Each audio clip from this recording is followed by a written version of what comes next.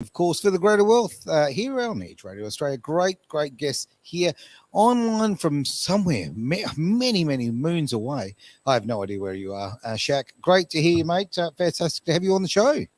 Thanks for having me. Oh, always a pleasure. I always love it when they respond because we know the audio's going as well.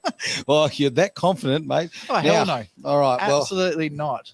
So, well, with you in charge of IT, there's our lack of confidence right there. There we go. Oh, Kim's here too. All right. Thank you very much there. Now, online, we've got Kim as well, I believe. Is that right? Yep, Kim's just come in. Fantastic. Kim, great to have you as part of the show today. But before we go any further, all right, and I've kind of said hello to Travis, that'll do. How about we introduce the fella who look, he's the man, okay? What can I say? He's got control. Thanks, Aaron. Thanks. I know I'm the man. Like, you didn't have to say anything. The man who brings this greater wealth, okay? The man who, look, I'd say he's in charge, but let's be honest, it's kind of like, this is kind of like snail racing around here. No one's really in charge. It's like a crock pot. You just throw it all in. And hope for the best. That's right. Okay. Well, all right. Time to jump in that with the herbs and spices we've got on all around town. Mr. Whitaker, what's on the show today? Oh, have you thought about Christmas shopping yet? No, absolutely not. Exactly. No. And I don't want to either. And that's the thing. But someone who is thinking about that is the retail sector. Okay. That organisation or that selection of people in terms of business. With, of course, the interest rate hikes that have happened this year, many of those are starting to think, well, how are we going to budget for Christmas? And they're trying to put food on the table with inflation as well. A bit of a double-edged sword economically for many people. And this is where, if you're on a capped income, this is where it's difficult for an employee. And if you're already maxed, stretched at the beginning before all the interest rate hikes, it's an interesting scenario to be in, a tough scenario to be in. What's happening in the retail sector is, of course, the Black Friday sort of sales. Now, it's kind of interesting for Australians because this is something they've kind of adopted from the United States. It never was really a thing here. Why do they call it Black Friday? Well, it's because it was when racist. Many retails would get in the black. And out of the red, that's where it originates from. Right. In the United States. I thought it was because they blacked out the windows. Okay, there you go. No, it was because after Thanksgiving, they would have sales in the US, and many businesses would then, because of those sales, go in the black. So it's purely accounting nerd speak. And for some reason, Australia has adapted that because we love to have sales over here. Not that we celebrate Thanksgiving. And no, we just steal everything that's American. So that's right. I don't think we've ever had an original idea for a very long time. It's like Americans celebrating Australia Day. It just doesn't make sense. Well, we do steal everything. You're right. Okay, the Americans, we sold the America's Cup. Well, 1776, they got it started. 12 years later, we thought, we'll have a crack at that. It looks all right. You're right about the America's Cup. 132 Not only years. Did we lose the America's Cup, but we lost it to New Zealand. Right, and we lost because New Zealand steals everything that's Australian. That's right, but we lost our yacht as well. Remember what theirs was named? Anyone remember? Black Magic. So it's another bit of racism. Oh, coming up there. Didn't know that one. That's why is everyone so racist here? Like, come on, black. You can't say that. That's cultural appropriation. That's right. Give everybody Wilson to talk about it. Well, ethically challenged delusion or something. I'm just not turn up that mic. What's interesting about the retail sector now is that they are actually having pre-sales before Black Friday. Yeah, they're trying to get in early, which kind of gives you a perspective of where retail is at. They want to capture the market before everybody spends their money. I think that's where they're coming from. And they're thinking, if we get in earlier before the early. Yep. So it was kind of like this Christmas. Christmas used to be when I was growing up as a kid. Everything was expensive pre-Christmas, up to Christmas. Yep. Then after that, you had the post-Christmas sales. Went crazy. Now retail's changed. Yeah. Now you got the Boxing Day sales. But these days now you've got the Black Friday sales. So you've got sales before Christmas or leading up to Christmas. Yep. Now we're heading towards pre-sales before Black Friday. And it just says to me, hey, we better grab that money because otherwise they're going to spend it with someone else. It's kind of the mindset of where many of these businesses are at. I thoroughly agree.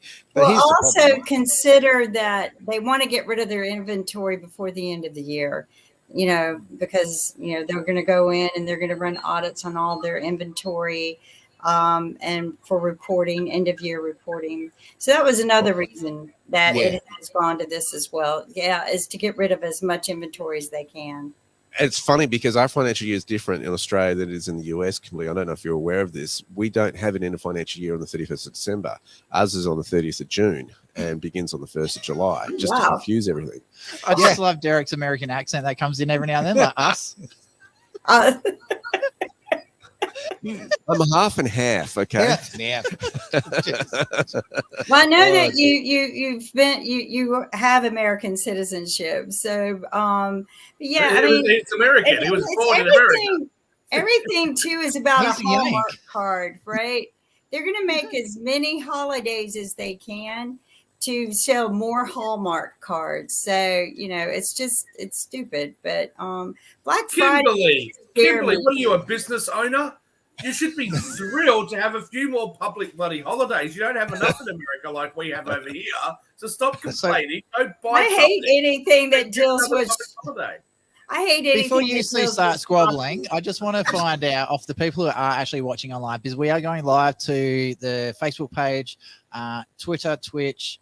Sorry, we're not going to Twitter yet. We're going to Twitch, YouTube, Facebook, and also the Pod TV network as well. So anyone who is watching online, please send us a comment. Have you done your Black Friday shopping yet? Have you even started looking at Christmas? Because I can tell you what, I've just done my daughter's birthday. She just turned 9 on Friday on the weekend. So happy birthday to Celeste. I love pre-Black Friday sales because it just means we got her birthday presents half price. How nice is that? I thought it was brilliant. Look, I'm going to. She's been born at a convenient time, so you've got to very much so. Yes, by design, absolutely by design. Isn't that right, Derek? God had His plan. These numbers for me were written before my mother. I'm going to throw this in. I will say, I actually don't buy it though. I don't think that they're actually going to have all these pre-sales. They have sales at certain times, Thanksgiving, etc. But all this stuff that's going on in Australia, the Black Friday and the this and that, blah blah, we might as well have a Thanksgiving sale in Australia just to give the retailers an excuse to sell more shit. I'm not buying it. You want to really tell me that all the leftover stock that's left over after Christmas is not going to be cheaper than any of the other sales that we've had during the year? Of course it's going to be. Yeah. And if not, you just Google it and you'll find it on sale somewhere else. Well, that's the funny thing. Is it buying online cheaper now than a physical store? I don't know that it actually is. No, it's not. So it used to be, but things have changed. Well, we got Celeste for her birthday. We got her a trampoline with a tent inside it, so they can actually camp in the trampoline, and it's got a mister in it, so when it gets stupid hot, you just turn the sprinklers on, and it's got its own sprinklers inside. So like to buy it, sleeping, is that? Yeah.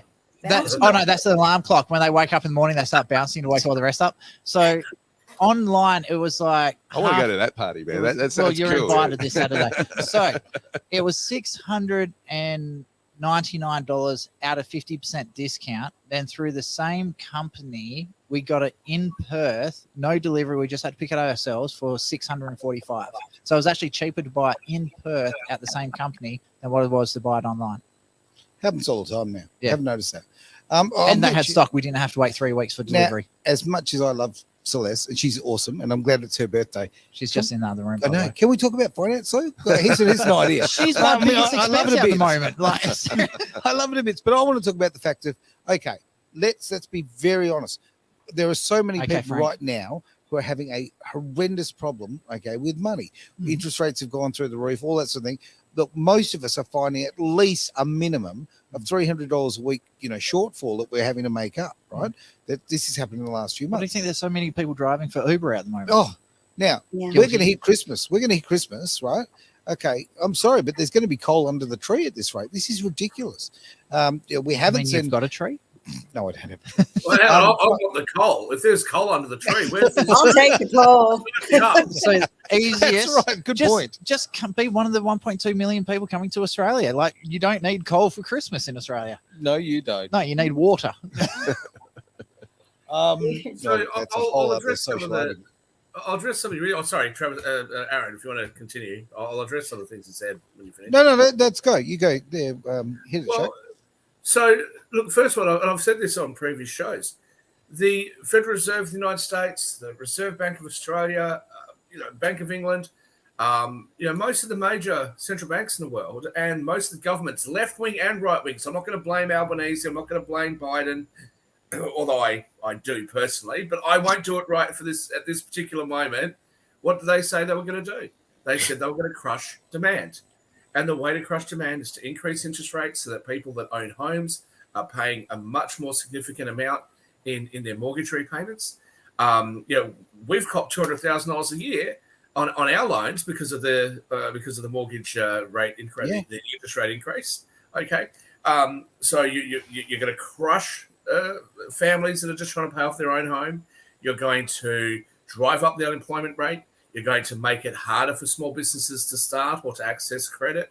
You're going to make it much more expensive for them to do so. All of that leads to a higher unemployment rate. A higher unemployment rate means less money for people to spend. Less money for people to spend means retail prices have to come down. And all of a sudden, you have a lower cost of living. Not the way that anybody wanted, but, there was a really low cost of living in the 2007-8 years in the Great Recession in the United States. Prices came down really significantly. Now, I don't think that's where we want to go, but that's what we're going to see because of these terrible policies. The other thing I will just say, though, prior to 2007-8, the average interest rate in this country and around the world, around the Western world, was around that sort of 4, 5, 6% rate. Yes. And after 2007-8, we started to complain that they were actually ripping off the savers.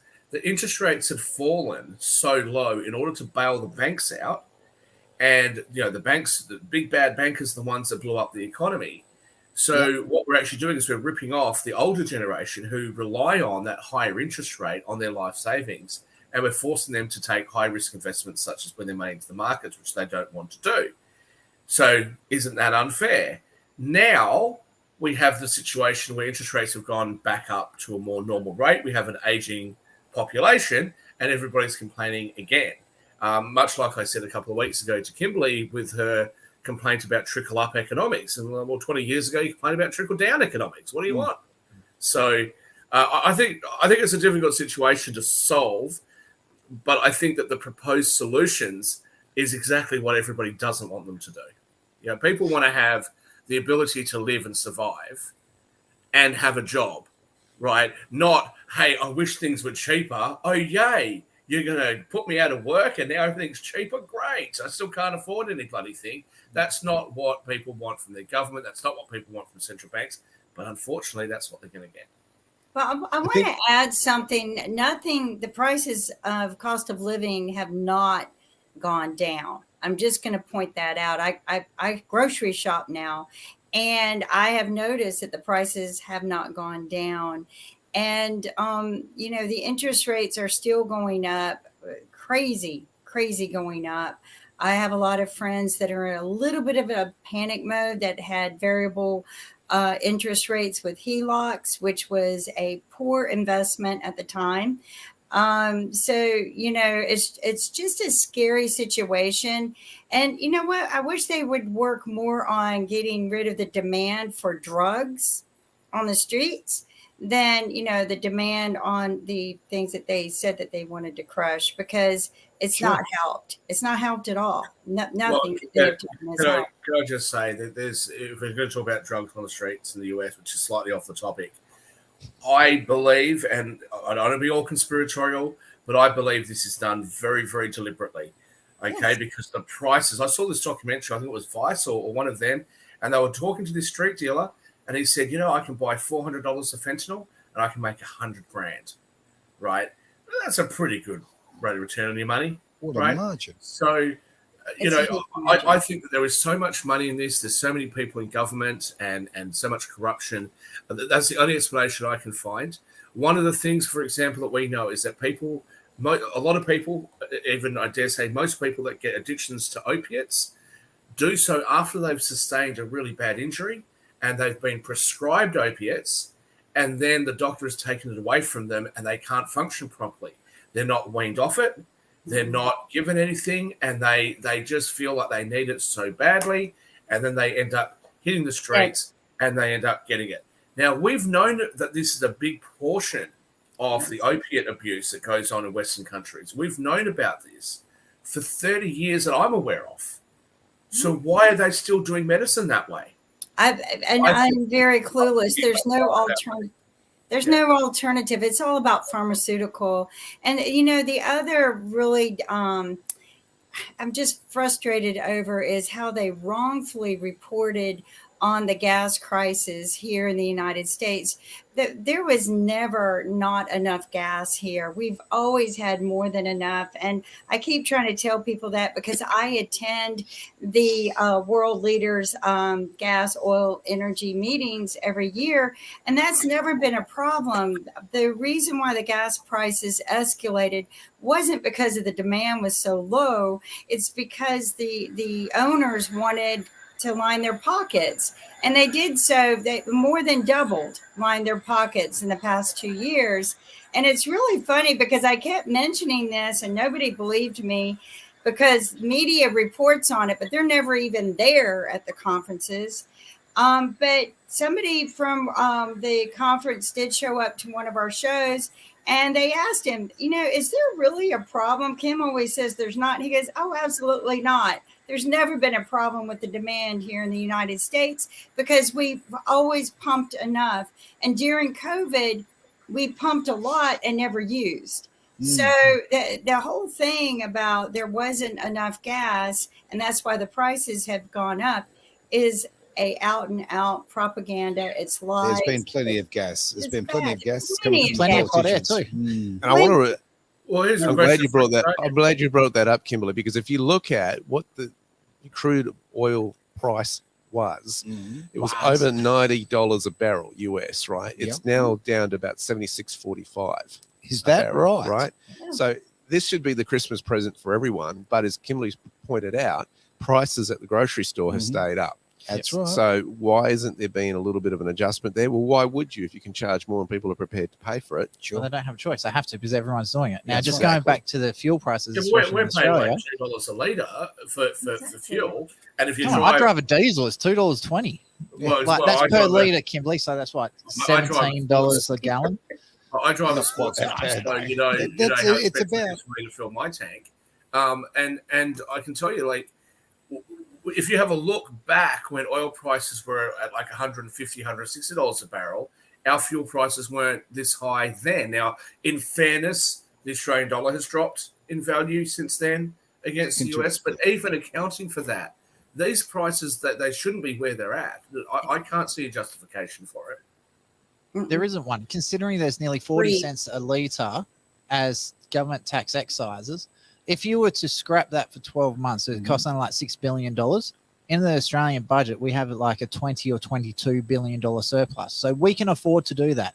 And every single person that I know of, they drive to work, they drive to the shops, they drive for the kids' sports on the weekends. That is something that will help everyone across the board, with no discrimination whatsoever. It'll bring down the price of your groceries as well, right? Yeah, because it makes transport easier and cheaper. Of course. Now, it's time for a break, everyone. And I know right now we all feel like absolute passengers in this. So, Edge Radio Australia, quick little break. Passenger. Edge Radio Australia. All right, just so the people at home know, there shouldn't be any music coming through the headphones. Just give us a minute. Hey, Kim, can you hear music?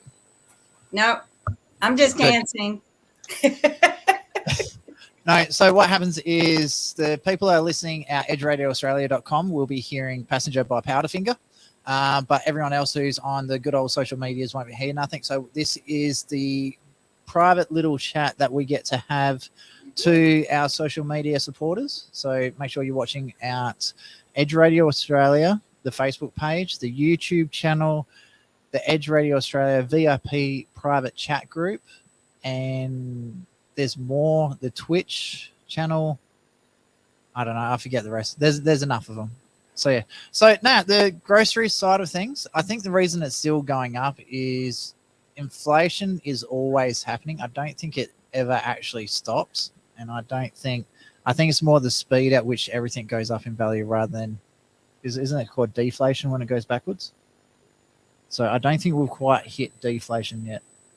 So, but I love the little stickers that people have been putting onto the Bowsers in America. There's a picture of Biden holding his shirt going, I did that. and they're pointing to the prices of everything. And I thought, classic. And I That just is realized typical American, free enterprise, right? Make Yeah. a business out of everything. I love it. make a I meme. love how Americans will, out of a tragic situation, make a buck out of it, right? Yeah. Like Mount St. Helens, right? Oh, yeah. They've got the most amazing tourism center there where you can go and see the history of Mount St. Helens in Oregon. You can go on helicopter rides right where it's smoldering and all this sort of stuff. Let's make a buck out of it. And I mean, I haven't been to the US for probably 15 years, but when I went there, it was just like matchstick still after all these decades of all these forests and the devastation of that blast. Really? Of an eruption. Yep. Just still there. And yet they've got this amazing tourism center Yeah. Well, making a buck. Well, it's And what that's they the say, great if thing it about bleeds, it America. bleeds, and people want to watch it. So, absolutely. oh wow, there's a catastrophe. We'll have a look at Pearl Harbor. I know it's a great historical site and all that, but you can have tours over some of the sunken boats and all that sort of stuff. Mum went there. Oh, I'd be pushing 15 years ago, 20 years ago now. And it was funny. She was saying, like, I'm an Australian, and she was there, and there's all these Japanese tourists, like, taking photos. And then she was like, oh, my God, that's like, why are they here? And then she said she had to check herself. She's like, you know what? It wasn't these people that did it. They're here to learn their history. So, yeah, so I thought that was quite interesting. But you can make money out of nearly anything. Oh, Look at Aaron's shirt. Like, we could sell that on OnlyFans. It's funny I say that because, yes, we do have an OnlyFans account. We still need to set up a camera for your feet. have you ever seen the pet rock that they sold many years ago? I did say that I one. have heard of it. but I Yeah, haven't seen it. literally. I mean, my dad knew the guy, and it was a bet they had. And he says, "I can sell anything. I bet I can take this rock, make some marketing on it, and sell it." And he did. And he made millions off of a rock that he picked up, just off the ground that anybody could do. And all he did was put it in a pretty box. So, yep. Aaron, how long on the song? Well, they say about a fool and their money. Yeah, we sell rocks. There's an art piece going around at the moment, which is a banana, which has been gaffer taped to the wall. That's it. And that's been shown in museums. I mean, people have just lost their minds. And I will just say, in relation to artwork like that, why is it that the Just Stop Oil protesters and all the other climate nut jobs don't go on to face that art? They've got to go after the priceless art from, 500 years ago. They never go for the modern. I know. The I funniest agree. one I saw, the Stop Oil protesters went to go to a concert. I think it was like a K-pop or a J-pop concert. And the cameraman just swung one of the booms out, just cleaned this dude up even before he got onto the stage. And it's like, yeah, the cameraman's having none of this. So, yeah. So I thought that was pretty cool. And then the funniest one I saw, they, I think it was on the Eastern Europe somewhere. They went onto one of the big major highways and they stopped a truck, like an oil tanker.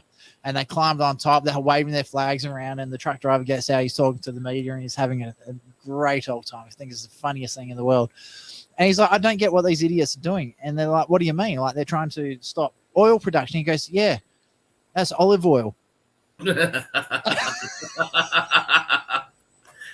Travis, I have had a private message from one of our viewers, who is actually my cousin from New Zealand.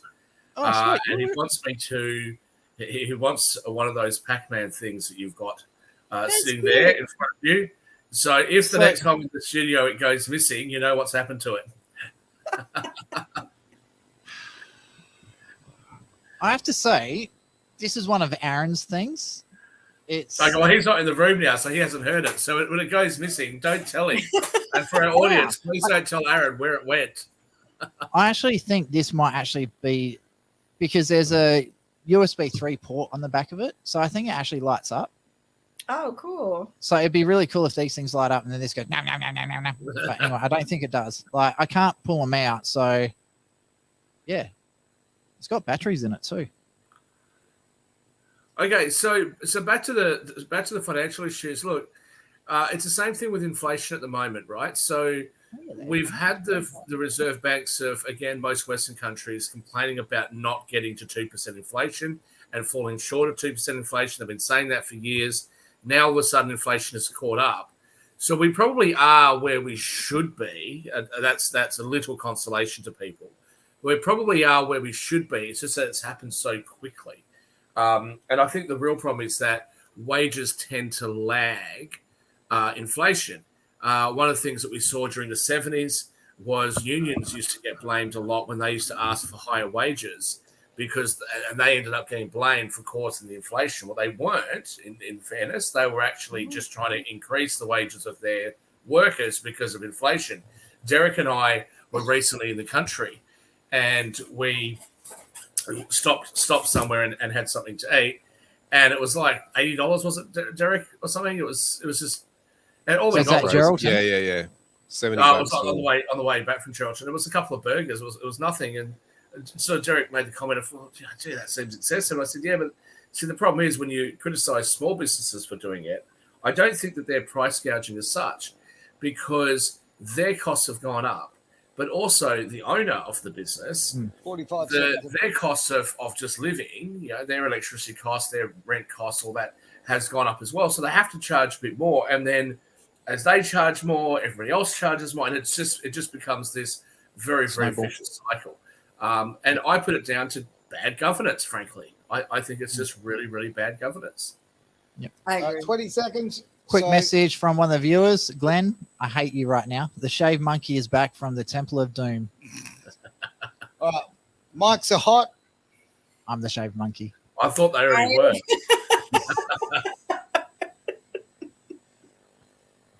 Oh, Hey, Dragon Australia, we are back.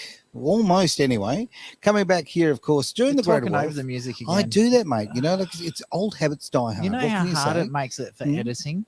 Oh, right. Okay. Yes, I'll do this nicely for you. Ready? Edge I'll Radio slow down. Australia, we're back again. Good afternoon and welcome to Edge Radio Australia. You're Is that better you're for so you? boring, Aaron. Yeah, okay. Jeez. So boring. Talk You're it just up. jealous that you haven't got this glorious beard. Oh, look, there's a hole involved in that glory. Anyway, I'm going on with the show now. Starting to go grey now. It is. All right. Got a worse beard, he's got a worse shirt. It's like it just sucks all round at the moment. And look, the thing is, look at the shirt he's wearing. Now, okay, Shaq, you know this, right? Look at the shirt he's wearing. He knows about television, and look at the shirt he's wearing. Mr. Flair himself. I know. I just want to stand out because you guys, your shirts are just loud naturally. So I needed mine. So a lot of people don't know this on the camera when you record it. If you wear striped or checkered shirts, Yes. it does weird visual things. That's right. So I Yes. did this so that people can focus on me instead of your loud shirts. Thank you for the flair. All right. Now, the man with all the flair today, it's Jarek Whitaker. He's got the computer and the subject matter. Let's And jump the cool to next. boots. Of course. They are very cool boots. Jeez. Oh, nice. show it. baby. Fancy. Hello, sailor. All right. Time to get into It's kind of a fashion show. You guys have turned this finance show into complete fashion. Next, Kimberly, help me here, right? These are blokes that are talking fashion with Derek. me. Hey, You work out, Derek. Fashion Have you is know- finance. I will have you know, Fashion sweetheart, is finance. What are your pronouns, Shaq? the richest man in the world right now is in charge of, what is it, LVMH, whatever it is, the fashion place. So, yeah, Derek. All right, turning to the next story. It's been an interesting week as far as the computing world is concerned. I find it fascinating that Sams are always attached to these stories. We had, of course, Sam Bankman-Friedman with crypto. Now it's turned to a different Sam of the Altman variety, who was the OpenAI CEO, and he's quit, and no one's quite sure what's going on with the former OpenAI boss. And people are speculating as to what's going on and how is the world going to change through AI. I like how this article that I found on Yahoo Finance has put it. There's the doomers and there's the boomers as far as AI is concerned. The doomers, the world's going to come to an end if we embrace AI. It's going to be terrible. And then there's the boomers say, hey, this is the greatest thing since sliced bread. It's going to make work efficiency. It's going to change. It's kind of like a whole change of the whole internet. Now, let's face it. Our lives were very different pre-internet days. They were awesome. No evidence of all the things that I got up to. It was fantastic. There's an old saying, if you want to know what you got up to in the 80s, run for politics. Yes. Good point. Yes. And it was great. You go to a party, and if you were photographed, it wasn't going to be all over social media. Well, that's right. You know, and anyone who took a selfie, they were a little mentally, they're on the edge. Yeah, exactly. And Generally, they were the ones that did the duck the Edge faces Radio, too. is that what they were on? Boom. With a shirt like that. then you get this disruptor called the internet, which has changed business, changed media. Look at us now. And you wonder how much AI is going to play in that, how much it's going to play into changing the finance markets, the world markets. But when you've got government going, look, we want some, that they've approached AI and gone, look, we want some assurance that there are some safety measures in place here before you develop this further. Meantime, you've got your competitors trying to scramble to keep up, whether they be small players or big players. You've got small players saying, here's an open opportunity. Sure. Let's go for it in the space of AI. Then you've got the Microsofts of the world going, we really need to double down. And, of course, the Facebooks of the world, we got to double down and get into this space. Otherwise, we don't want to become the next dinosaur. Oh, that's right. It's a really interesting space. And, of course, IT moves at the speed of light. It does. And legislation scrambles keep up with it. I want to put this in. Look, we don't know what this Sam has done or why he's quit. And there's some stories that were coming out that he's back on the scene, back in the offices today. World of open AI. Is it something do we embrace? Are we boomers on it or doomers on it? I'm a doomer. I'd throw it out to our audience as well. I'm a doomer personally, on it. I think we should throw this to Kim, considering her Very good background point. on IT communications and all that. So let's throw it to you, Kim. Are you a boomer or a gloomer? Or just good looking? Okay, we just need to be careful. AI is only as intelligent as the humans who are programming it. Remember, it's collected data that we use. It was intended to make and improve our quality of life. It was not intended to replace humans, which is what we continuously try to do. And that's the biggest mistake. And, just even recently, there was a robot that killed a human. So, I mean, we just need to be very careful on how we're using it and why we are using it and who programmed it. Okay. That's all. That's the most important part right there. See, and there's I do my fear. think that There's we my are fear. moving. Yeah, we are moving towards, what they all call singularity. I'm not very good at pronouncing some words, but right, and that is kind of scary because that's the way a lot of these global leaders want to move. And I always tell people, if you've got a president of a company who's trying to drive you to build something to replace your job, replace his. Yes, You're absolutely. Yeah. Okay, hang on. Hang I know on. this isn't big scary AI, right? But okay, I was in a restaurant the other day and the little robot brought my meal out. And I can't tell you how much I hate that and how much I wanted to get out of that place immediately. I think that's hilarious. No, I hate it. I hate it with a passion, right? I like the interaction with people. I like people, right? Robots can interact now as well. Sorry. You know what? And what I was actually very lucky. That Chinese restaurant? Pardon? Was No, it's Japanese. If it's a robot serving, it's definitely Japanese. It was Japanese. Okay. Yeah. I was very lucky. I was actually served by a human being, right? Yeah. But I also did see a human being bumping into that stupid robot walking around. Did the human bump into the robot or did the robot bump into I'm going to blame the robot. Yeah, of course. Always blame the robot because they can't defend themselves. But my point is, humanist. I know. People deserve to have jobs. They need to have value in their lives, right? And it's not just about making money. It is about literally, getting out of bed every day and having value of your life. And I think that if you keep replacing, look, you can't go, not that I go to a lot of fast food places. I generally don't. Okay. Really? No, I genuinely don't. Okay. I know I set myself up purely with my appearance on that, but I don't. Okay. I don't eat a lot of fast food, but okay. People complain all the time about the service is so bad and lots of, well, okay. It's I can't help myself. Is it because you can't catch it? So you have to go for the slow food? What are your thoughts on AI? Come on. Well, let me just say firstly to Kimberly, I can just tell. No, put me back on. I want to see Kimberly's face when I'm saying this. So I can just see like the feminism, which is just like seeping out of her when she says, "You've got to be careful about AI because it's about the people that programmed it." And just because men are the majority of the people programming this scheme doesn't mean it's bad yet. Okay, but no, I will just say in relation to Aaron's comment about being served by robots, and now my friends in America are telling me that when you go to some places, the robots have the bloody audacity to ask you for a tip. I know. Really? Would you That's like the to- bloody men No, I'm not programming it. Exactly. I am not tipping Damn you. capitalist You're a pig bloody robots. Hey, robots got to make a living too. Like, Oh. how I long mean, until I'm there's a sure robot on the you corner? guys have heard about where the guy, sued, or they sued because the guy decided to leave his wife for the computer and things like that, right?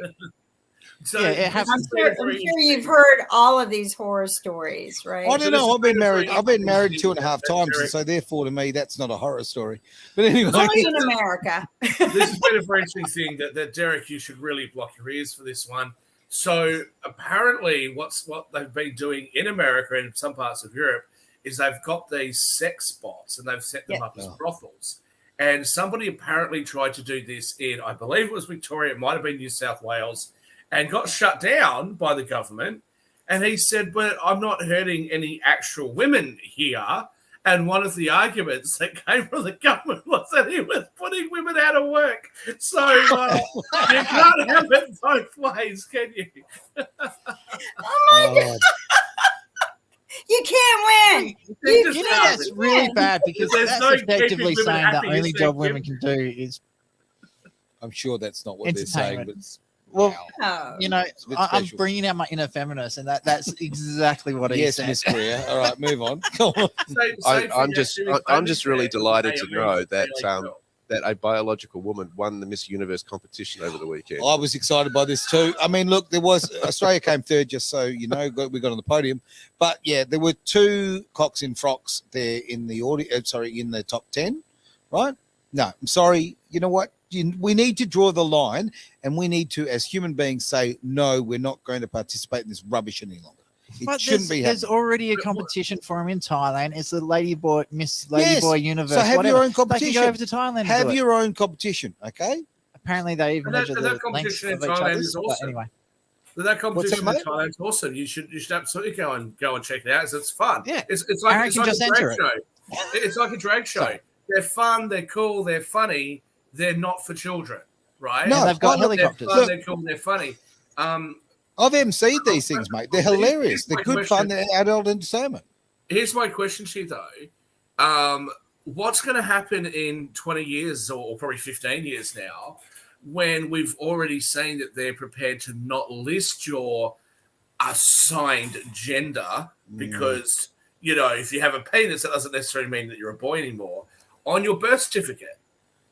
So what's going to happen? Because in 20 years from now, you're going to have young people going, well, are you actually a boy? Are you actually a girl? And the person's going to be able to produce a person going, yes, I am. I am Drop your actually dats a and girl. show me. Yeah, well, I ridiculous.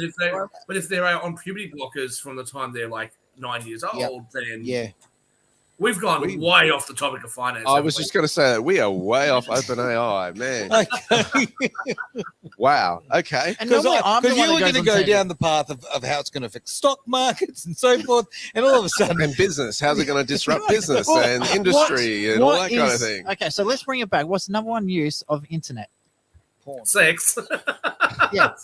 Porn is what everyone's looking for. Well, I mean, you know, that's what built the internet, right? And I thought it was paid the military. for it. Gaming, and porn. Those two. Yeah. They refused to pay for it the government refused to pay for it to help medical, records transfer faster and save lives and improve education.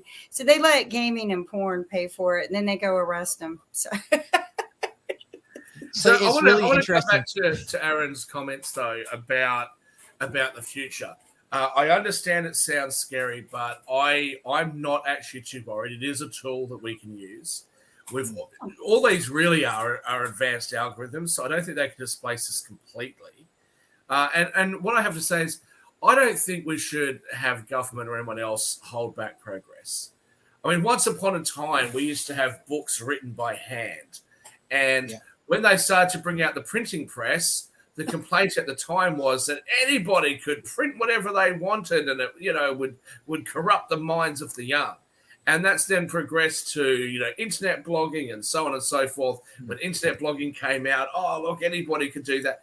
So I'm not too worried. I think AI can be a tool. And as for jobs, yes, we have to be concerned about jobs, but not artificial jobs. This is one of the arguments that I know I'm going to get flamed and get a whole heap of hate mail for this. But, if Walmart wants to go and put a big store in somewhere and it displaces the local mum and dad, grocery store, are you prepared to pay the extra money to go to the mum and dad grocery store?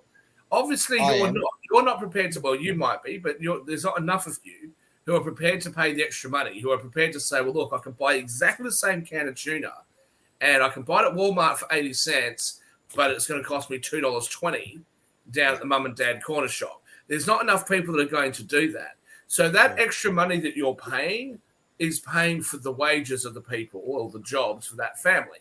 Now, that's an unfortunate reality of the capitalist system. But if you don't like it, then go up to the local person who's been displaced by technology and just give them some money. You'd rather do that than to stop progress and to stop the lower costs. Everybody wants to have the best quality product at the cheapest price. This is the way that it happens. It's because of the progress that's made.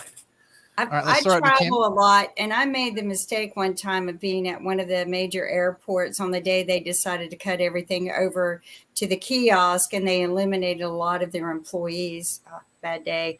A sandstorm happened to come through and knock all the computer systems out, and there were no people there to help people get to where they needed to be. Whereas a human that were, if they had all the human employees, all of our stuff would have been processed. We all would have made our flights on time. So I just want to say it's not a perfect system. It's just not. I think what a lot of people have to remember, AI does have the capability of replacing jobs, but it was actually designed to enhance the jobs that people were already doing. So if someone, let's say, for example, let's use the example like that Kim was just using. So you'd have the kiosks to do all the typing people's names in and all that sort of stuff, doing the security checks. That can make it that process a hell of a lot faster, but you still have the people interacting with it as well. So I think it should be used in support of the jobs that are already there, not to replace the jobs. Exactly. All right. I love all of that. We do need a very quick break, and we're going to make it a very quick one because I want to get back and have as absolutely maximum time we can. It's Edge Radio Australia, back in just a tick.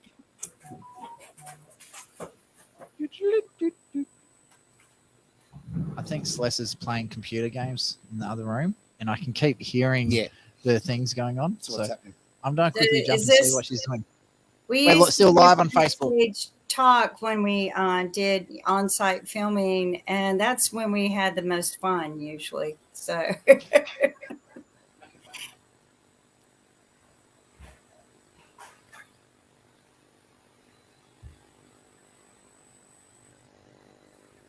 Love you, Kim. You feminist, you. Yeah, I am. I hate shopping. I despise Black Friday. I'm scared of it. Back in the day here in the United States, people would, camp out in front of stores and mob the store as they came in. And then they started coming up with, pulling a ticket to come shop. And it's just, I'd rather just have my sanity. My poor kids, they didn't get as many toys or junk.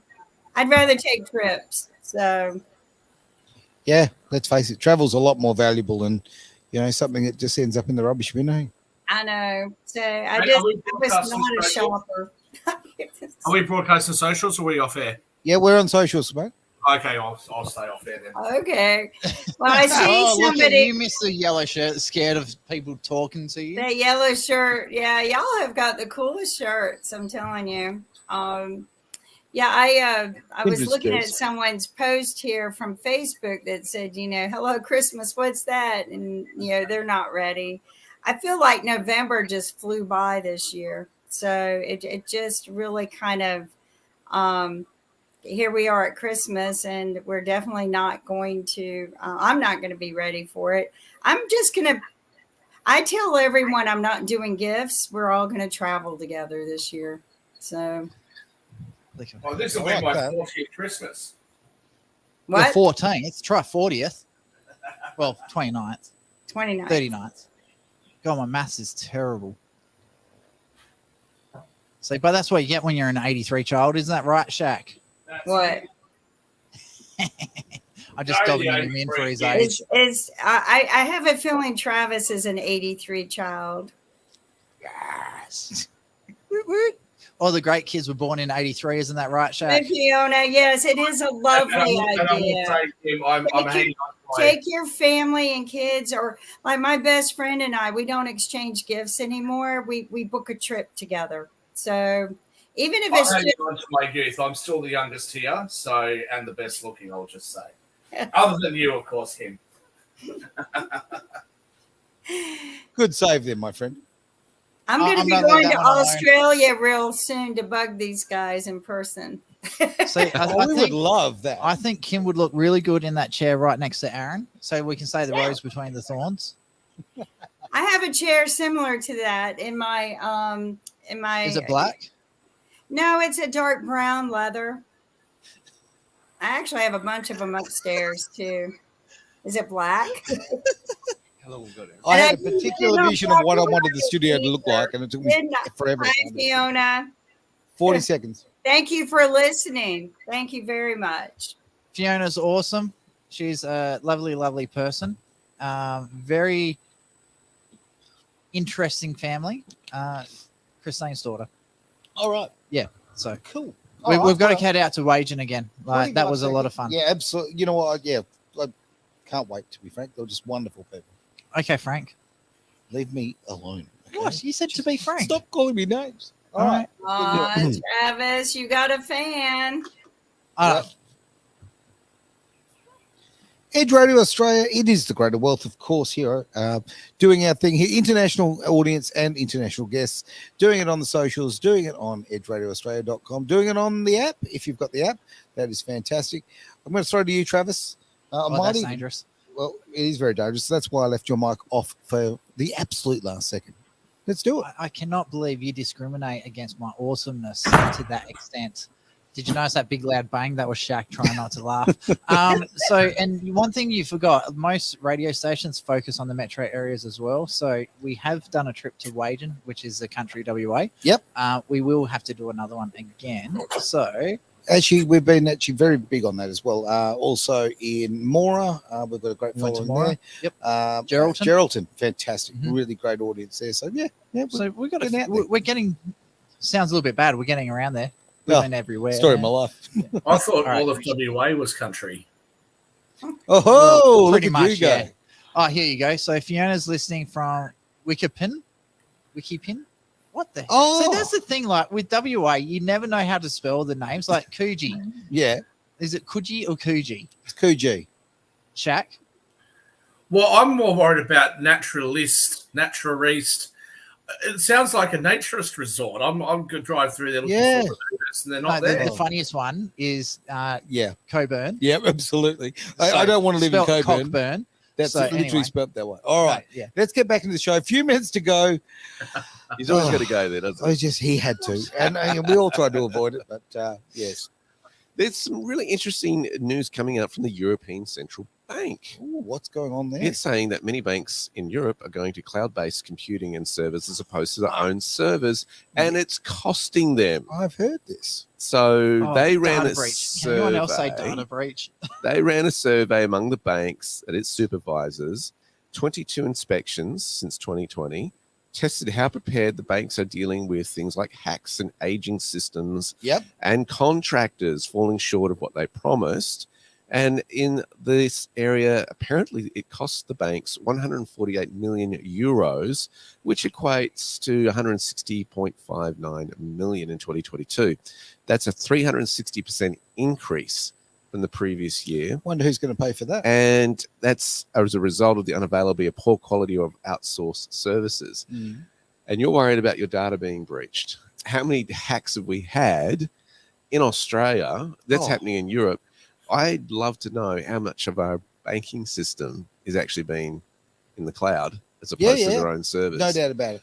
Well, whose cloud, first of all? Is it Amazon's cloud? Is it Microsoft's cloud? Is it Google's cloud? Whose cloud is it? Whose cloud, right? Right? Can I somebody think it's that from the local pot shop, to be honest. add some zeros to the end of the balance?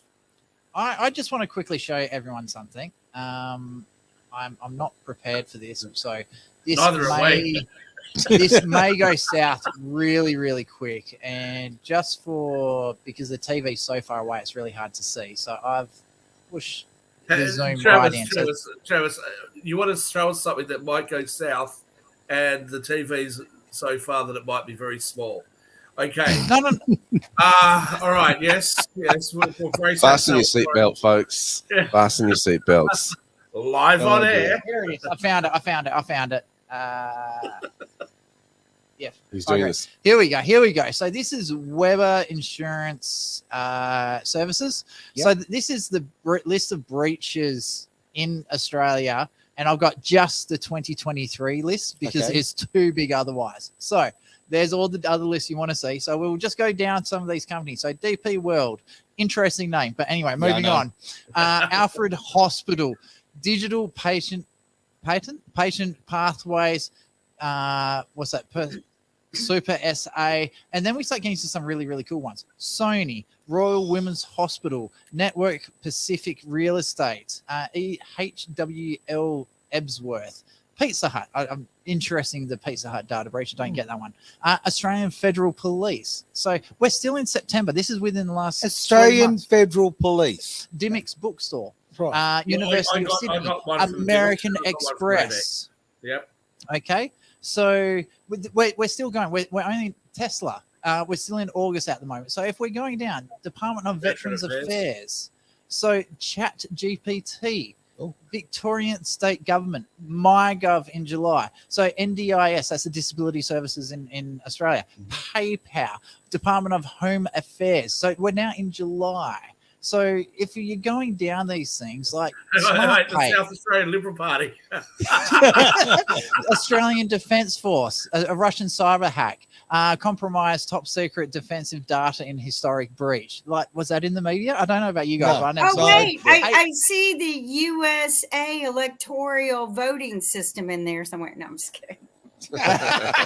So PwC, that one was all over the media. Northern Territory government, ACT Toyota, government. Ambulance wait, Victoria, go back. A VPN got data breach. So that says a lot, doesn't it, for people that are using VPNs to try to remain anonymous? Is it just go back up a little bit further? Yeah, okay. Super VPN. Super VPN. Here you go, a free VPN service. Oh, okay. 360 million records being exposed to the public, according to a new report. It's not So much only of a lazy. VPN. That's more than people in Australia. That's not much So of a this is what I'm- VPN if it's on the cloud, and a lot of people understand this. And if you want to learn more, there's a RSA conference, which is one of the world's largest cybersecurity conferences. What you're discussing is something that became a huge problem here in the United States with our hospitals and universities. And I kept telling them, do not go to the cloud, and they would not listen. And they were getting hundreds and thousands of breaches every day. They finally went back to a virtual. You're still safer on a VPN. You are still safer. We've got Optus on there. Very interesting. Now that the relatively young female CEO has actually stood down. Yes, this morning. The front runner for it is none other than former New South Wales Premier Gladys Berejiklian, who I thought was a good Premier, despite the allegations. I thought she was a good Premier, and at the time, I actually thought she was Prime Ministerial material. But in any case, looks like she's a front runner to be the new CEO of Optus, should she dare to take on the role. Hey, Shaq, I just want to quickly highlight on something. So we're only maybe a third through the list if you have a look here. So you can keep scrolling and scrolling and scrolling, and there's hundreds and hundreds. Victorian Police, GoDaddy was there, South Australian Ambulance Services, My SA Gov going down, Twitch got nailed, Uber got done in 2016 update, Department of Education, Ray White, which is a real estate agent, New South Wales Health, Air India. It just goes on and Facebook. on and on and on and on. And so for the people watching online, so I'm just scrolling down. I think I'm nearly quarters of The ones in there that really worry me. You go back up and see you see the Department of Foreign Affairs and Trust and Trade. You see the Department of Veteran Affairs. I thought there was something there with the military. These are the really big issues, because it's bad enough that we're all subject to identity fraud and all that sort of stuff. But when our national security services start being attacked or potentially attacked, that's a real problem. It's a problem for the US as well. And I think we've got to be very careful and start thinking about exactly how we're actually going to manage all of this. And now I'm going to contradict what I just said about not being worried about AI. AI is going to make it presumably a lot easier for hackers, because it's an extension of, it's a tool that people can use to make their jobs easier. So if you're trying to hack, perhaps AI is going to make your life a lot easier. Write the code to do it. Now, sorry guys, I've just got to interrupt for a sec, because what we need to do is we need to actually end the show on edgeradioaustralia.com. But if you're enjoying the conversation online, or for that matter, you're listening to Edge Radio right now as radio, jump online, watch us on YouTube, and I think we'll just keep the conversation going for a bit. Yeah, YouTube, Facebook, so if you give me a couple of minutes, Twitch. I will switch over things, make all the magic happen, but definitely keep this conversation going on the socials. Yeah? Yeah, no, we'll keep going. You just wrap up. Beautiful. All right, it's Edge Radio Australia. Thanks very much, guys.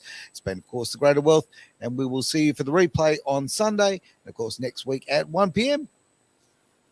You know how much that felt like when you're watching the cricket? And so for our South Australian viewers, you'll be now going to your local news and.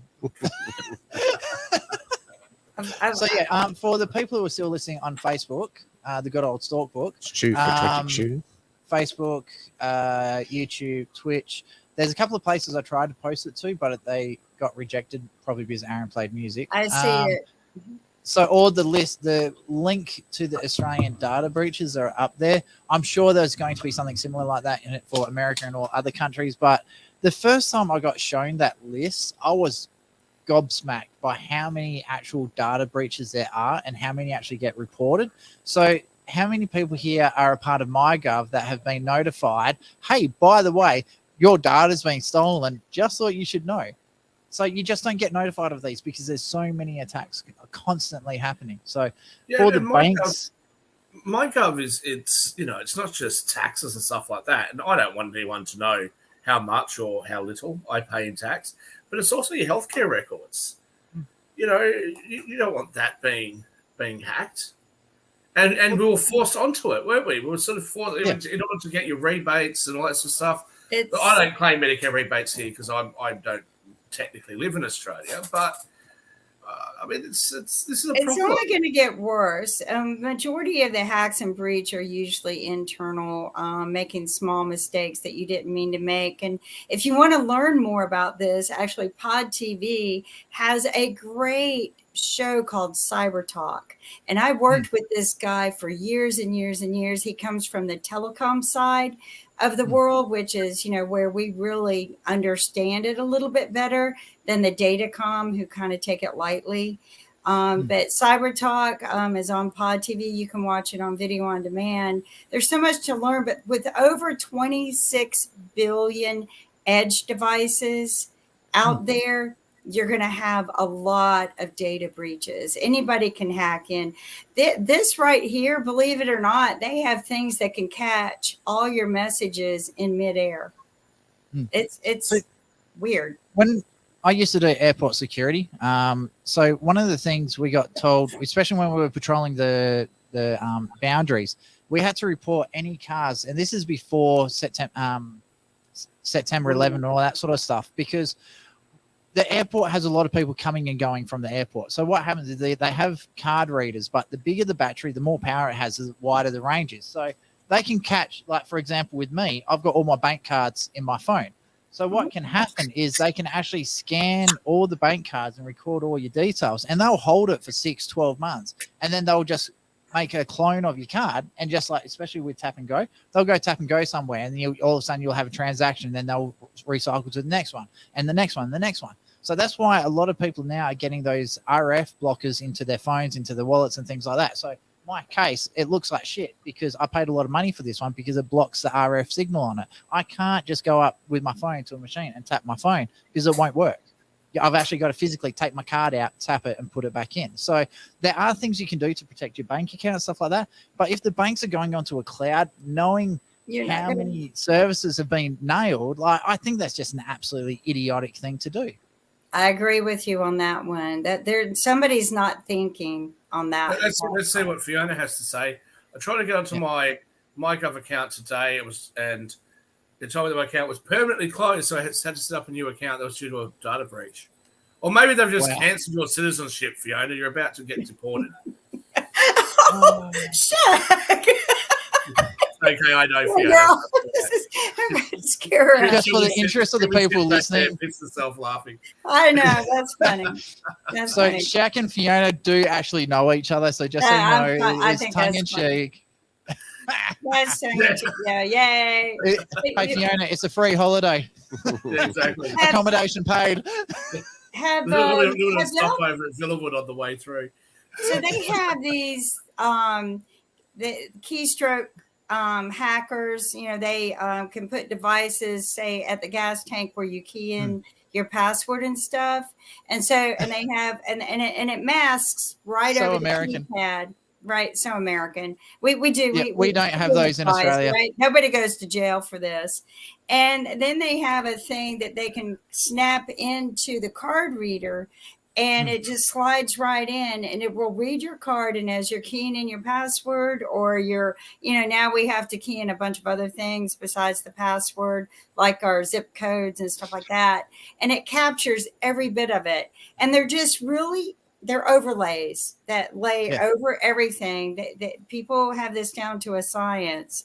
So it's One of the things that I would say to people, if you have a look at like my cards, I have a fairly high limit credit card with American Express. Well, it's not a credit card; it's a charge card with American Express, and I have accounts. But people look at my wallet, they're like, "Why do you have so many different bank accounts?" One of the reasons for that is whatever money I've got in my accounts, which is generally not very much. I normally keep my money in my brokerage accounts. Whatever money I do have in my bank accounts are normally in online saver accounts or other accounts that can't actually be accessed directly from the card. And I'll normally keep my money in banks that are a little bit more difficult to access, which I don't actually access online, or if I do, I don't have the app on my phone, so that I'll have to physically transfer the money across from an account over to an account that actually is linked to my card. So, look, I always have, 5 or 10 grand or something, available, but I'm talking about higher amounts of money. You don't want to have that lying around. Now, I own businesses like Kimberly, so I need to have that much money on hand. I know, but don't be advertising that to the world. I want to share something. I think most business owners in Australia. I know, but I want to share a very big security thing here with you. I do not carry around a cash card or an ATM card. Number one reason is women were being held captive all over this country, and you never even heard about it reported, on the news, because, the bank card, you scan it and you get all the cash out, and it's not insured like you think. People can steal your cash card or steal the code, and you can be on a vacation somewhere, and then when you get home, you'll see that you ate at restaurants in another country. So, the cash card, to me, is the most dangerous to carry around. Get yourself a credit card and keep it limited. And I did this for the kids, too, when I gave them credit cards. Keep it limited so that you just can't get banked out or cashed out. But the cash cards are very dangerous. One of the most horrifying murders here was a young college girl. After they took all the money out of her bank account, they shot her in the head in the middle of the street. So I don't carry a cash card because of that, because they can drive you up to the ATM. Only ATM is going to get your face on there. They got a gun on you. They empty your account, and that's it. So don't carry a cash card. Don't. But as I said, don't carry an account that has a large amount, but a cash card is dangerous. It's just, they'll rob you and kill you for $20. Okay, so just don't carry a cash card. I think if you live in Australia, you're a little bit luckier that we don't quite have that level of violence, and obviously we don't have we don't border. That's nice. Well, we don't land border very poor countries, right? So we have. Well, we do have New Zealand. Yeah, we got New Zealand, but the worst they do is bring their 20-cent pieces They over. appreciate that. They bring their 20-cent pieces over and then try and spend them like it's Aussie 20-cent pieces. So that's I'm a culprit for. I always bring the 20-cent pieces over and try and do that. So we had apparently we went for a meal in Russia about 2 weeks ago, and they used the wife's card. So was it good? I have to say it was a flying trip. I don't even remember making it. So what happened is we contacted the bank, and I hate ANZ because they've gotten rid of, you can't actually call them anymore. You've got to message them through the app and all this other bullshit, and it's just annoying as shit. So we are planning to leave. By the way, the same as Telstra. You know how they brought all the call me. centers back to Australia? Yeah, they're back in Australia, but if you call them after 5 o'clock, then their 24-hour, 7-day-a-week call center, you've called them outside their opening hours, and you've got to use the bloody app. Yeah. So anyway, ANZ, they reversed the transactions. So we got all our money back from the meal that they had in. And what was the other one? They ordered a heap of high-end clothing on. So we got our card back, and this is how quickly they operate. So we had to cancel Luan's bank account card for the meal.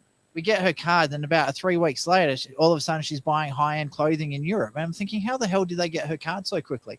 So yeah, so she's onto, in the last 3 months, the third bank card. But you know, that's how quickly they can operate and how harsh it is. But ANZ, I have to admit, for recovery of our money, they've been actually really, really good. Customer service is shit house, but the recovery of the money is good. Travis, she is a woman. Are you sure that she didn't just go on a shopping spree and then just tell you it was Russian hackers because she realized how much she spent? Hey, I resent that. I don't shop.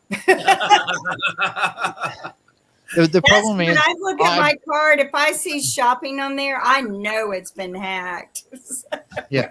So 10 points for the joke, Shaq, but I know it wasn't hers because it was like there's a tie. There was a whole heap of other stuff that we just don't use.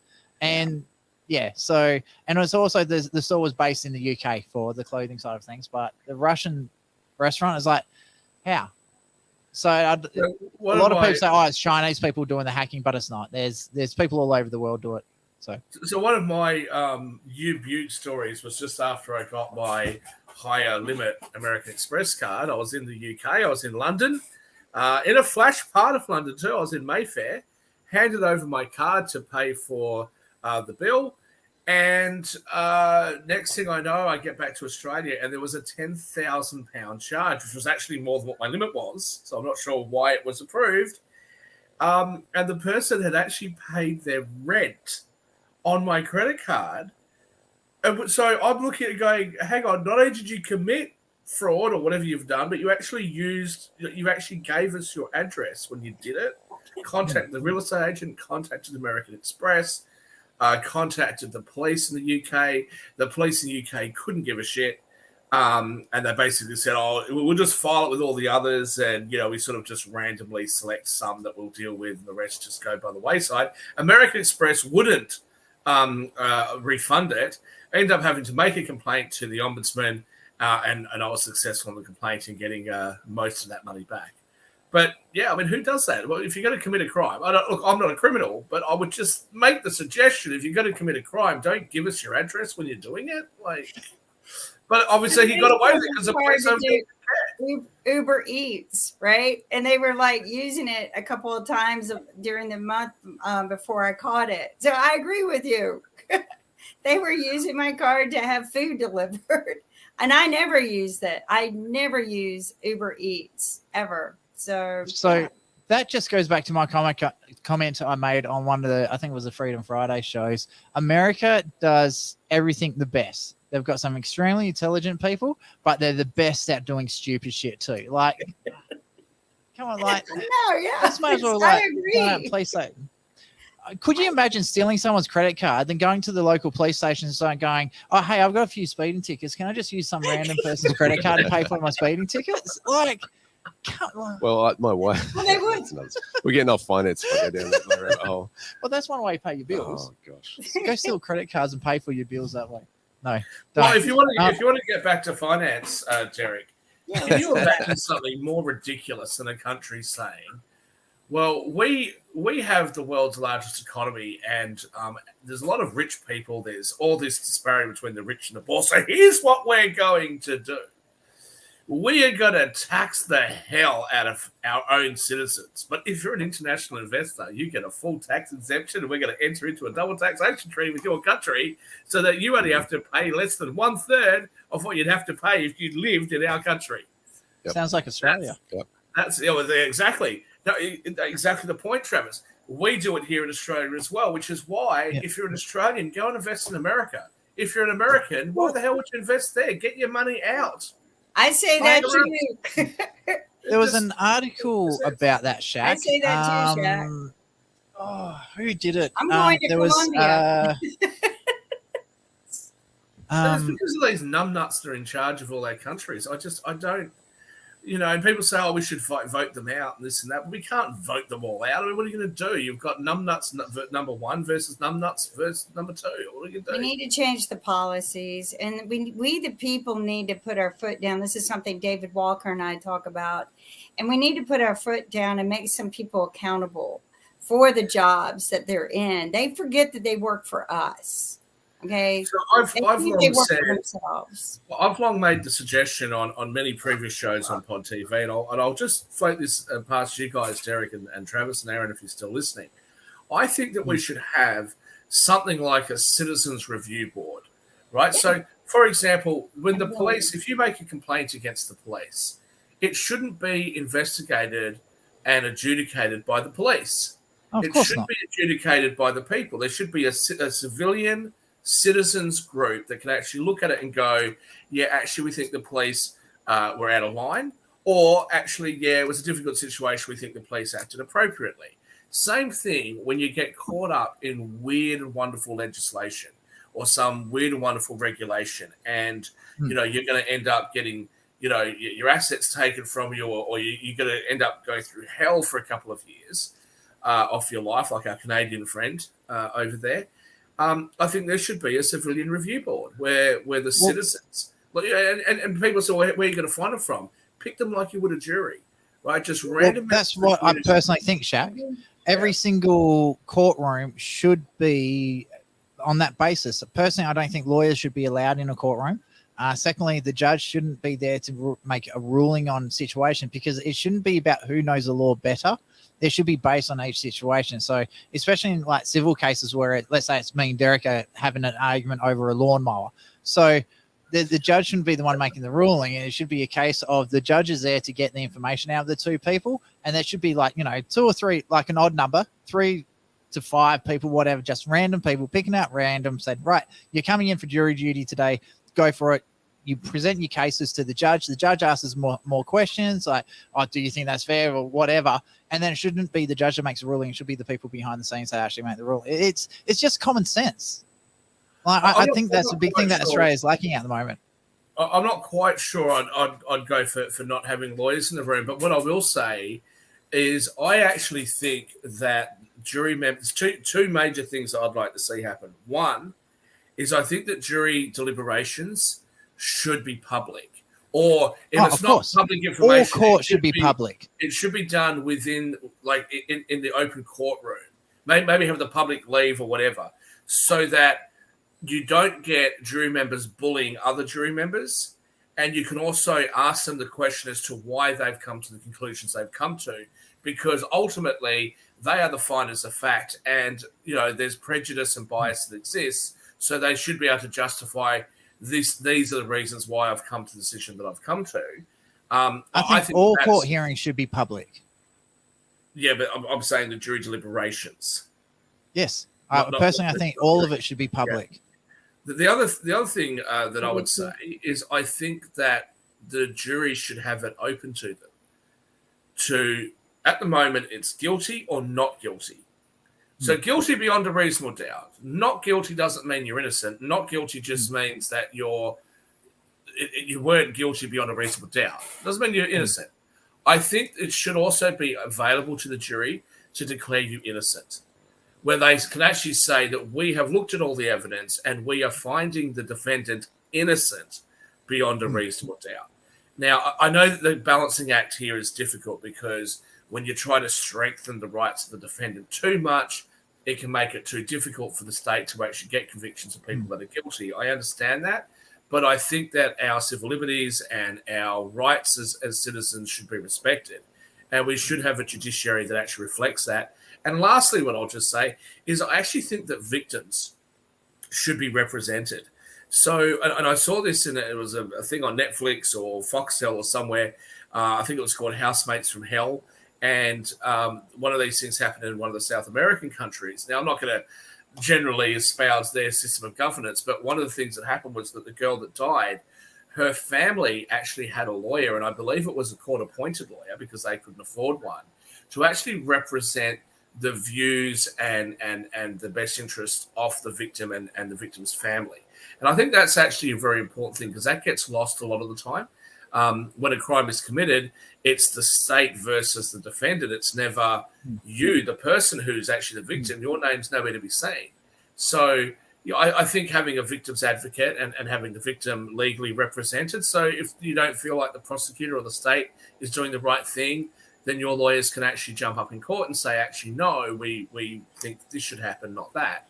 Yep. I think that would be an important part of strengthening our system. I think the way to do that one in the current system would be to have the victim's lawyer or representative to work with the state. So it has to be in conjunction with each other.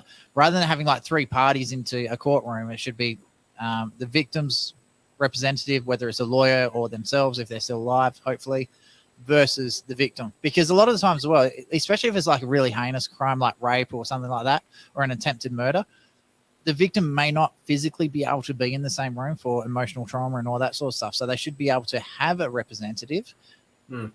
Again, I just hate lawyers. Like I'm yet to meet a lawyer I actually like. I know you guys have some friends. You to a couple. I'll introduce you to so a couple. there's probably are good lawyers. It's just I'm not in the same circles with them yet. So, but I just want to quickly jump back to the one where you're talking about the investments and taxes and all that sort of stuff. So I really wish Zoom was in a bigger screen because I am getting old and my eyesight is getting terrible.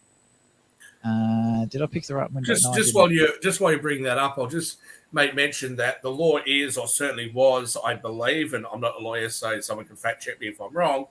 In New South Wales, if the police wouldn't prosecute something, you could actually prosecute something yourself. So if I'm at Travis's place, Travis gets the shits with me and punches me in the face, I probably deserved it. But the police say, no, you blokes were drunk. We don't care, go away. And I go, no, I think Travis should be prosecuted. Well, in New South Wales, I could actually prosecute him myself in the courtroom criminally. But in WA, you can't do that. And I think that, I don't know, I tend to think that maybe people should be able to do that. People should be able to bring actions.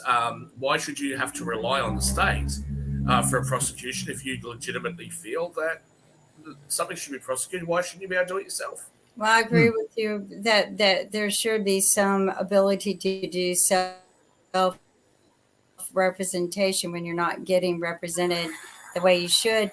The other thing that, Travis was bringing up was, publicly, and I agree too, that publicly this information of what goes on in the courtroom, I think needs to be recorded. We've got so many ways to do that now, like a Zoom. They use Blue Jeans over during COVID. All court cases were handled through, a Zoom type platform. And I don't see why every case isn't handled that way and then docketed so that people can go back and take a look. Because of what happens. I think jury deliberation needs to be recorded. I really do. And there absolutely should be video and audio recordings of things, because when you're reading a transcript, 30 years after something happened, versus actually watching what was said, the facial tones, the vocal tones, all of that, that's really important. Now, as you well know, Kimberly, I'm very, I'm a big supporter of the Innocence Project in the United States. Look, I would be much more passionate about a project like that if it was here in Australia. If we had the sort of sentences that you get over there, we generally don't have those sorts of sentences. That doesn't mean that there isn't room to have a sort of innocence type project type thing in Australia and in other countries like New Zealand and the UK. But in America, when you're seeing people go through what they go through, and look, we've seen people that have been sentenced when they were 20. There's been some DNA evidence come out, yet they didn't do the crime, and they get released at 60 or 70 years of age. But because they never paid into the social security system, because they've been locked up since they were 20, they're not entitled to social security. So they're left out. And oftentimes they're forced to take an alpha plea, or it's just pled out and the state says, okay, we'll let you go. But as a result of that negotiation and their desperation for their freedom, they forego any compensation. So now they're free, but they're free to do what? To just have nowhere to go and have no home. That's a real tragedy. I think it's a huge injustice. Does, and the states are required, especially, no offense, but they get compensated. Not always. They get financially taken care of. And no, that's not true, Kimberly. I've worked in this space. It's not true. Most of the time that you see these people getting released, it's not because of compelling evidence where they've been retried and then they've been exonerated. Because again, you're just found not guilty on the retry. So often what happens is the state will say to them, look, it's going to take you from the point you're at right now, after all the hard work you've done right now, it's going to take you another 5 years to go through all the appeals process, to have another trial, etc., etc.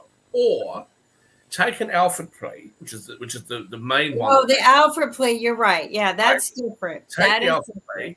So if you take that, we'll let you out straight away as a result, but we're not going to give you any compensation. Yeah, the Alfred plea is... If you've been in jail for 30 years or 50 years or whatever it is, and actually right there in North Carolina, what's his name, Peterson? Peterson. I don't know whether he's guilty or not. I have no idea. Nobody does. Al that hit her or whatever it was. But he took an Alfred plea. And I can't remember, did he 6 years, 8 years, whatever he did? He took an Alfred plea. He's not getting any compensation. Now, assume for a moment that he's innocent. Again, I don't know. I'm not going to advocate for that. But assume for a moment that he's actually innocent. This guy has spent all sorts of money. He's had his reputation put in tatters. He's unlikely to be able to sell many books. I don't know. Like, who knows what his future looks like? There's not going to be any compensation. Now, luckily for him, he was wealthy before all this happened. Yeah. But again, if you're talking about people that have been there who are 60, 70, 80 years old, and let's be honest here, if it's the United States, they're probably black. Okay. So you've got somebody who's had all sorts of racism that existed back then that may or may not exist today. I certainly don't think it exists as much today as it used to. But, some guy's coming out of jail who's 70, who's been locked up since he was a teenager or in his early 20s. He's got no shot. He's got no chance. And there's been, this has been well documented in the US. I think it's a grave injustice what we're seeing happen. There is a gap. There is a gap, and we do need to close that gap or bridge it in some way. A friend of the family was sentenced to death for a crime he didn't do.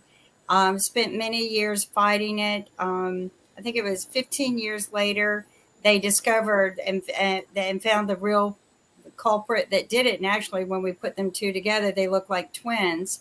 So, witnesses and everything.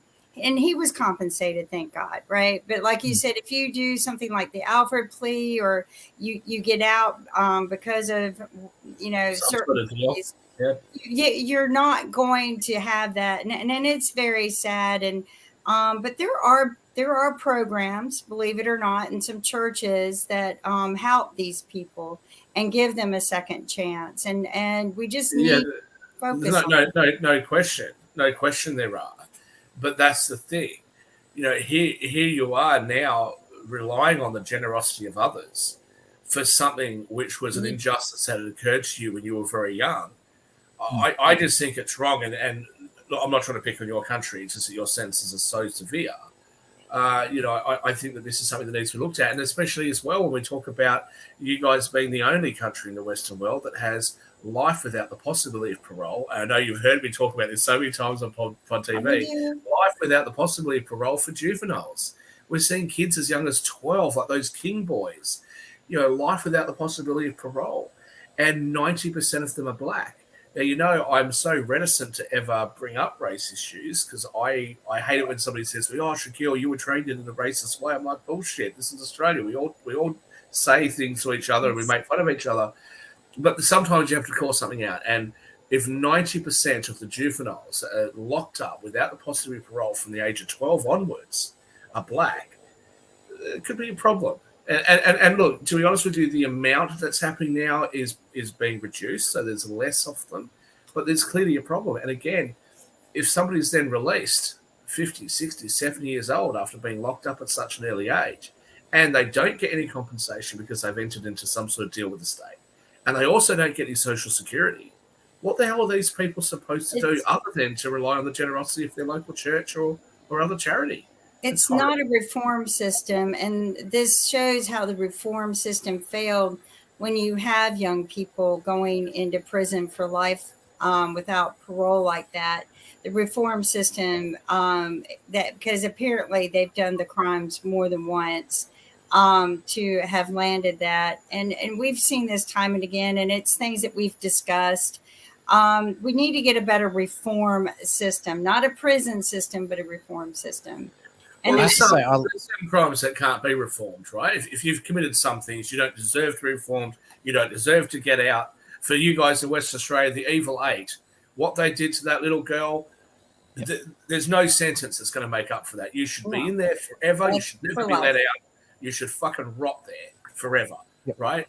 And there's a lot of crimes that are like that where I don't think, look, you can reform yourself, turn your life around, but do it in jail and stay there. Guilty without a doubt, because when you're doing that, sometimes you, like the person that we knew, the family knew, that went to prison with a death sentence. And that's why I'm saying we need to reform things like the jury system. We need to see what the deliberations are, etc. But as I said, for some crimes, yes, the penalty should be severe. Even although I don't generally agree with the death penalty, I think for some crimes it's appropriate. Okay, guys. Travis, over to you. We do have some tech things I need to sort out today, and our other co-host here, Derek, does need to go because he does have classes that he teaches for blueskyfactory.com.au. So if you do want to learn about finance, make sure you reach out. Sorry, what was that, Shaq? We're waiting for you to show us a video. We've been talking because you will bring your video up, we thought. Oh, for some reason, it doesn't want to show this. It's not a video, it's an article. The big issue that could sink Anthony Albanese as a major group of voters lose faith in the government. They're talking about young Australians help propel the Labor Party, Anthony Albanese. I'm skim reading here. Generation Z and millennials have lost faith in the government. A survey conducted by youth advocacy group Think Forward says the tax system is being rigged against them and they want urgent change. So there's an 87% of the people that were surveyed is saying that the tax systems are being set up to help the elderly and is punishing and getting the money from the younger generations. Those people that get the lion's share of policies focus at the expenses of young people, student and low-income workers. This is a lady called Miss Todd, who's the grand old age of 24. The stage 3 tax cuts are a perfect example of that. The $25 billion a year spent delivering those tax cuts, which will flow mostly towards people earning $180,000 a year or more, will have to be paid from somewhere. So that's the one I want to show you. I think what we're doing, because we're running out of time, I think I'll send this article to, actually, I think I've already sent it to you. We might be able to cover it in next week's show. So because, a lot of Labor won because of the young vote. I want to make one very quick comment on this. I love the mentality of those that want more for themselves. When you give a tax cut, that's the government spending money. By the government not taking your money, they're spending it. Oh, lucky me, the government spent money on me by not taking so much from me. Oh, yay. Every time the government's involved, someone else's money. Exactly. So it's like... You're not going to win. You're not... When the government is there, you're not going to win. Well, that's why I just love how the government's always like, hey, millennials, let's go attack the boomers because they're getting all your money. It's like, no, you don't just attack other groups, because there's always the government spending both groups' money on stupid shit that they don't need. Like there was a place, I think it was Sydney, the old guy fell down a bit of a ramp. So the government was set up all these things and studies and groups to work out how much it would cost to build 3 stairs. A guy cracked the shits, went down the shops, got $400 worth of timber and built a rail set of stairs going down. Perfect, worked a treat, no worries. So the government turned around and ripped it all down. Yeah.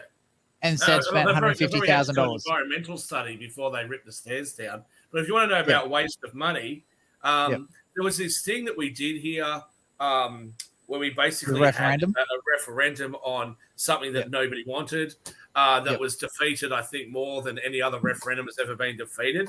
And what was the cost of it? Was it 450 million, 650? Who knows? They it was estimate 450 million. Estimate. Yeah, we know what, it could we go know up. what we think about government estimates, don't we? Yeah, they're full of shit. So anyway, on that one, I'm going to pull down the stream. So for the people still listening, thank you, ladies and gents. Thank and you. We'll be back here same time next week. Yep. Cool. You look tired. Yeah. All right, see y'all.